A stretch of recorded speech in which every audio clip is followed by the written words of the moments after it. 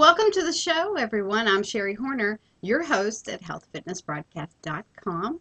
Today we are talking pro wrestling and combat sports with pro wrestler and combat athlete Shaka. Welcome back to the show, Shaka. Good to have you. Oh, thanks. You know, it's funny how time flies. I think the last time we did this, it was by radio, and it was maybe 9 years ago, I think? 2005, and then I think in 2006. I think we did it How about? twice. Yeah. It's Yeah, been quite a right. long time. So Shaka joined us from Thailand today, and we originally met when you lived in Philadelphia. That was where we Correct. did our first interview way back when. Right. So glad that you're able to come back on the show and all the way from Thailand. So thanks for your time. So we have a lot to catch up on. I want to talk about the Yeah. combat sports and pro wrestling, catch up on your career, and if you can provide a lot of tips for those athletes, some inside tips that could help their career and help their training also. Um, Sure. so in Thailand, well, first of all, you've changed because you've expanded your career since we talked last. Yeah. So Yeah. tell how that has changed and what moved you in that direction. I think because me, I'm kind of a stickler for history. That had a lot to do with it. Because by the time we met, I'd say about a year before we met, I started doing a lot of research, a little bit more digging deeper into the roots of pro wrestling. And one of the things I found out, I was picking up the pieces. By the time I got in, athletic credibility kind of was gradually slipping out the window. And there's always that thing is wrestling fake? Is wrestling real? Are these guys real athletes? That sort of thing. And I was big on that sort of thing. And by that time, I felt something was missing. So by that, I'd say around 2008, I was like, okay, I can't take it anymore. As you recall, you saw my pictures and everything else, and I think your engineer came to one of my matches. Yeah, yeah. And this is back when I was young and crazy in my 30s. And by 2008, I said, okay, that's it. I'm done with the gimmicks and all that stuff. So I got rid of the face paint. I got rid of all the frills, and I started getting a little bit more serious about my training. And it became a little less superficial for me because I realized my training wasn't the same anymore. I mean, we all look kind of beefed up, that sort of thing, and it wasn't enough for me. Something's missing. It's 5 minutes into the match, why am I winded? Then I realized why. Okay, that was where the MMA came in. So it kind of killed two birds with one stone. So it's okay, no more bodybuilding training. That's not for me because I used to fall into that trap, supplements here, supplements there. No, just eat clean, easy, no problem. And the other part to that was it changed my whole outlook as far as I found out that combat sports, wrestling, boxing, that sort of thing is more specific to what you're doing. As opposed to how the rest of the guys were training, which was, okay, how many reps am I going to do? How much am I maxing? Am I doing negatives? I stopped all that. It became more a matter of, all right, we're going to drill. We're going to drill this move. We're going to try this. We're going to use this dumbbell or play around with this sort of thing. And how many sets are we doing? We're not doing sets. What do you mean? You're doing circuits. You're doing rounds. When's the rest? At the end of the next movement. And that's what happened to me by 2009, And that led to, believe it or not, late 2009, I became the first, to my knowledge, pro wrestler that actually competed in mixed martial arts in the ECW arena. Didn't get that much fanfare, though. But that's okay. I mean, I could have done better, but considering who I was training with at the time, yeah, so it was kind of lackluster, I think, because I keep thinking about that match. That for the record, I lost by technical knockout in the middle of the second round. Didn't get knocked out, didn't get tapped out, none of that, but the referee stopped it. Go figure. But it was a good introduction to see what I could do even at my late 30s, because technically I wasn't supposed to compete officially. This is at the age of, I think, before I turned 38. I think the Athletic Commission in Pennsylvania says you're not allowed to compete in mixed martial arts in the amateurs after 36 without a CAT scan. In my case, it was a loophole because I was a replacement. So I was wondering why they never questioned it. Go Oh, figure. okay. Okay, Yeah. got it. So I see how your training method has changed, and we can just Yeah. go back one step and talk about how a lot of people, we've talked about this too before when you were on Sure. the show. A lot of people Hmm. think that pro wrestlers, oh, it's just all entertainment, it's just all for show. But you got to really train hard. You train differently than from the Hmm. mixed martial arts, but you really did train hard, and that's where we met Right. at Philadelphia Sports Club in Philadelphia, Yeah. and that's when. And I'm so glad that the person that I think it was one of the directors there, as I was Hmm. walking out, she said, "Oh, meet Shaka. He's a pro wrestler." And I then remember I was that. like, I "Yeah, actually tell me remember that. more. Tell me more." So I'm glad that we did meet. But yeah, I remember a lot of people are like, "Oh, that can't be real," and I'm like, "Oh yeah, yeah, yeah, he's real." It's real. It's real. So I have some more questions. So Shoot. you changed your training method, Mhm. but now you've been in Thailand for how long? Coming up now in a few more days, it'll be like I believe 7 months now. I've been here since the middle of September. Actually, first time I came to Phuket was ironically Valentine's Day of last year. I stayed for 3 months, and I went back in middle of May, just a week before they had a coup. Then I came back again in September. What I was doing here, this is actually my second time in Thailand, in a manner of speaking. The first time I came in 2012, and I actually studied more. I started learning more Muay Thai in Bangkok. Then I came to Phuket for the first time. Ironically, I was here for basically a 3 month intensive in Brazilian Jiu Jitsu. Yeah, Okay, awesome. yeah. And the kicker is when I came back, it's been 2 months removed since then. Ironically, again, I got sick in October. Came back the week I came back in November, late October. We had the choice privilege of training with the national Thai judo team. That was interesting. Like I think the lowest rank was like 2 brown belts. Everybody was all black belt. And the following week, that Friday, I wound up making blue belt. Didn't see it coming.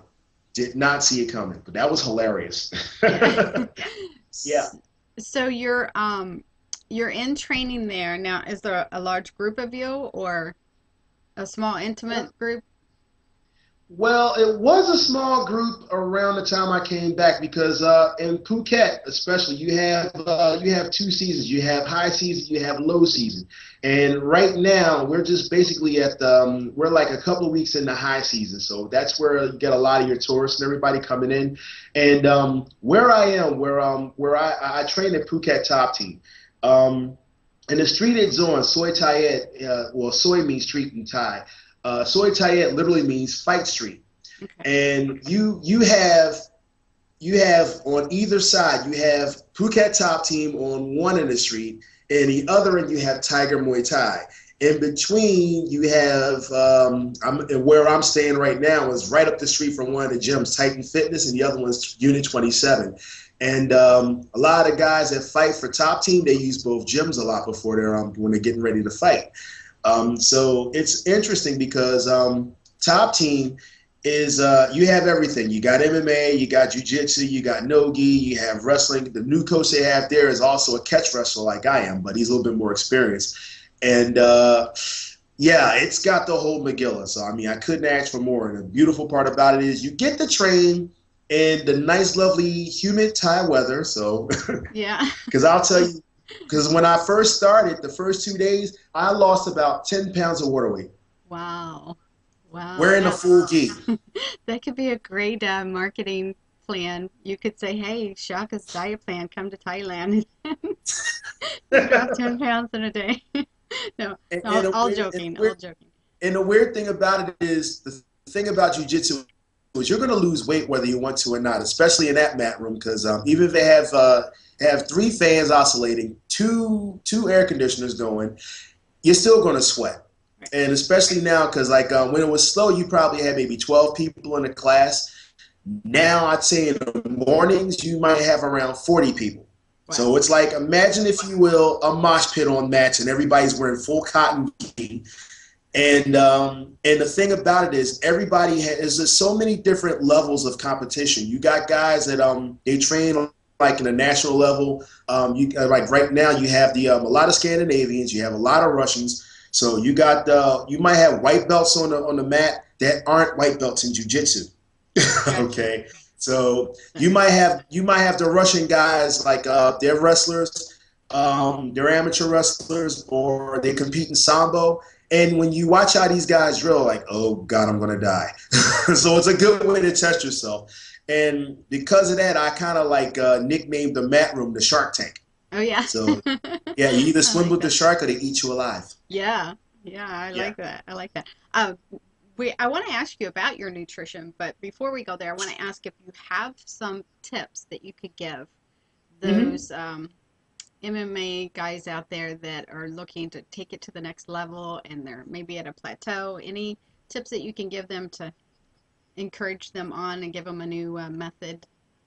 Well, from some of the stuff I caught from the guys fighting here, because on the street, because you got a whole bunch of stalls, they sell like you got your recovery shakes and everything else, a lot of juicing, and I'm big on that. The only thing I can tell you is, and this is something I learned about maybe 4 or 5 years ago. One of my virtual coaches, Scott Sonnen, because of him, I have a collection of clubs I cannot bring back with me. But but the one thing I learned there is do and to back this up, not just him, but one of the coaches I have one of my first coaching certs from, JC Santana from Boca Raton. The best thing I can tell you is if you're going to go shopping, stay away from the middle aisles as much as possible. Stay on the periphery, on the produce section. Eat as clean as possible. Trust nothing with a barcode label on it. Um, Portion control is a big thing. That's one of my biggest problems. I mean, I'm not going to lie. Despite my appearance, I swear there's a fat guy in there. So I swear to God, because if I'm not mistaken, if you get me in the right mood, the right time, if I'm hungry enough, I will probably scarf down anything you put in front of me. I can't help it. Yeah. Then later on, I might pay for it later. But yeah, portion control is a big thing. That's the one thing I've noticed. Um, yeah, you got to watch your portions. Watch what you're eating, how much you're eating, how often you're eating. That's to given. Listen to your body. If you ate too much in one sitting, chances are you did too much. So yeah, rest is another big thing. Me, if I'm lucky, I might get a 4 hour power nap. But if you can nap a little again during the day, great, beautiful. But the main thing is rest is paramount. You have to pay attention to your body. One of the biggest mistakes I see a lot of young guys come here and they come to train and they're real fired up. They're real stoked. They're like, oh yeah, I'm going to do the Muay Thai. I'm going to do the Nogi. And they fall victim to overtraining. And we're talking about guys half my age, right? And they just get 2 days later, what happened? Oh, I did this. Got to listen to your body because if you do too much, especially in this weather, you'll dehydrate. I'll tell you right now, one of my biggest allies here so far was coconuts for recovery. Not Gatorade, coconuts. It got so bad. I got so messed up after jiu-jitsu, like in the morning especially. I get so winded. I turn around and I'll turn around and ask for 3 coconuts. Thankfully, they're cheap over here. 30 bahts, roughly $1. So $2, you get the coconut. You're drinking the water. You're eating the meat and everything else. Good recovery, not a Yeah. problem. And it got to the point the first time I was here, I consumed so many coconuts the first couple of weeks, they started calling me Coconut. Oh yeah. That almost became one of my nicknames. Okay, so with how often do you suggest training? How many days a um, week? well, let's see. Considering when I first got here, I was in an intensive class for BJJ, and thankfully, what saved me, knock on wood, was the fact that I already had decent conditioning before I got here, as opposed to being, yes, there's a difference between being in shape and being conditioned. Um, Athletes are conditioned for whatever they're going to do. Right. Otherwise, it's a whole other story. That goes back to the specificity again. But I had to train twice a day, at least. Like Monday, Wednesdays, and Fridays, they had morning classes, they had evening classes, so I had plenty of time in between for recovery. And when I first got here at the same time, I was also taking a downtime. I was taking my last certification. I just got my NASM certification for personal trainer last June. So more education right there. Um, but I had plenty of rest time between like because morning classes were like 10 o'clock, 10:30 in the morning over maybe like at noon, that sort of thing. Then the next class is at 6 p.m. over at 7:30. So plenty of time to rest in between.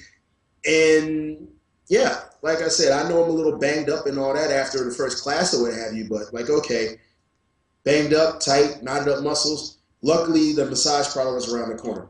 Yeah, good. Massage therapy should be a part of everybody's maintenance program. I It helps. It totally, helps. totally believe that.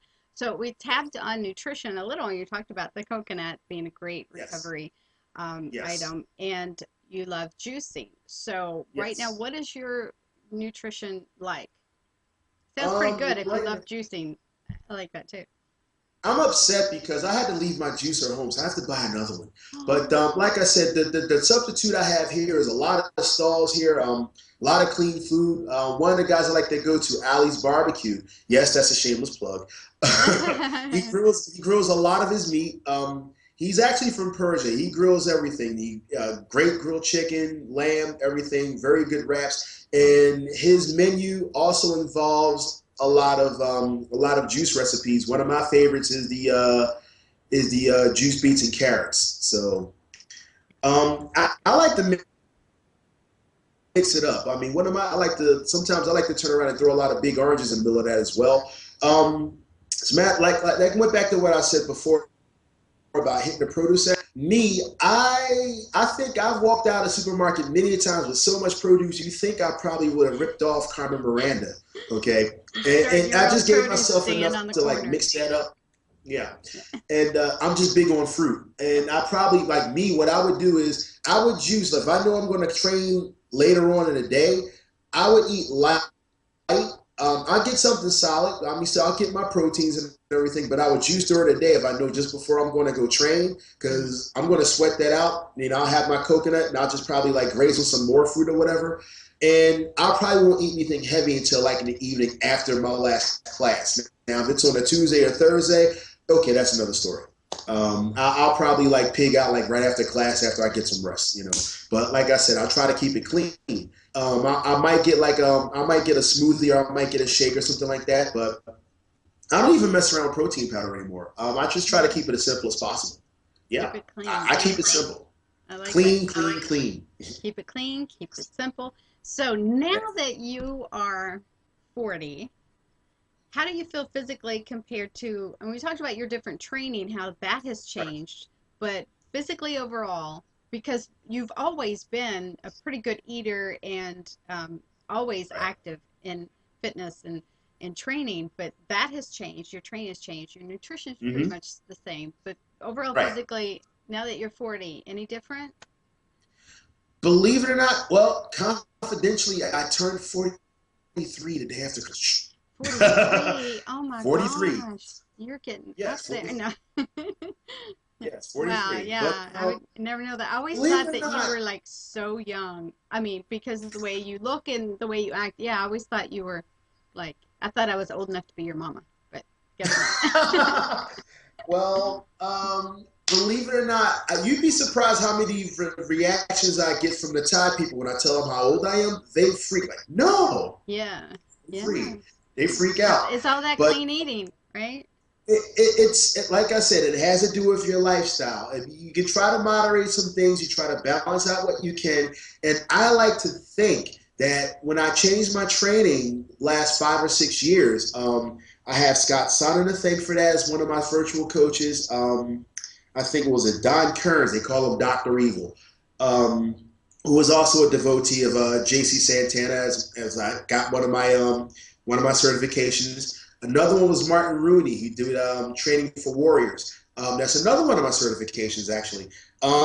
Believe it or not, these three guys, JC's, what was his book called? The Strength and Conditioning for the Modern Gladiator was one of my training Bibles that I used. Another one was Martin Rooney's. He was one of the guys that joined the teams when they had the International Fight League, big MMA thing back in late '07, '08, that sort of thing. And I use these guys' movements, and that's where I started to learn, train the movements and not go so crazy about repping out that sort of thing.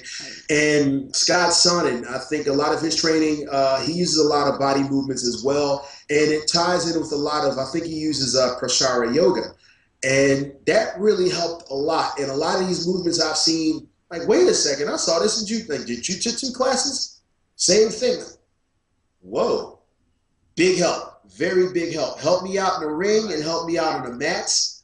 Big time helped me out on the mats. And it was, I think, really, really paramount to being able to, I think Scott Sonnen said it best, slowing down the clock, because I actually slowed down my ego because of it. So I'm like, I don't care if I go to the gym.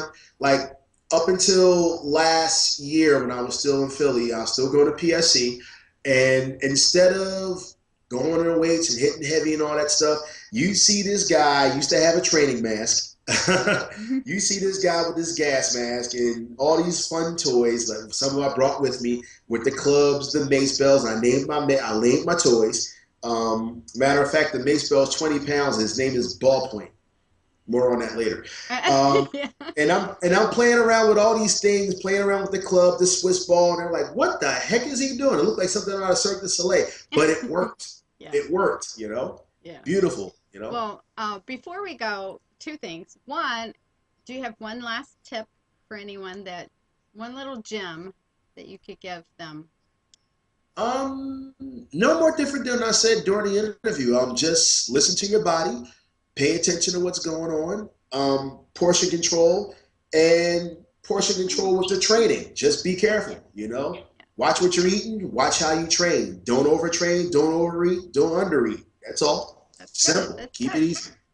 So one more thing, it's time to show Sherry your shoe. What is your favorite shoe, Shaka? Believe it or not, I picked these up just before I left for Thailand. What I have here is, I'm a big proponent of skeletal shoes now, and I used to train in them. Now, this is perfect for terrain, for here, working on like on loose gravel and all that here in Thailand. So yes, it has a Vibram sole, and it has the articulated shoes. So yeah, Awesome. This is my latest pair. I have not tried those yet, and yeah, that'll be next on my wish list, because I haven't tried those yet. But got them on Amazon. Yeah, I have to check that out. That'll be next on my list. But for now, I have an old shoe that I've worn a lot, but I've taken good care of them, so they've lasted for years. And it's a hiking boot.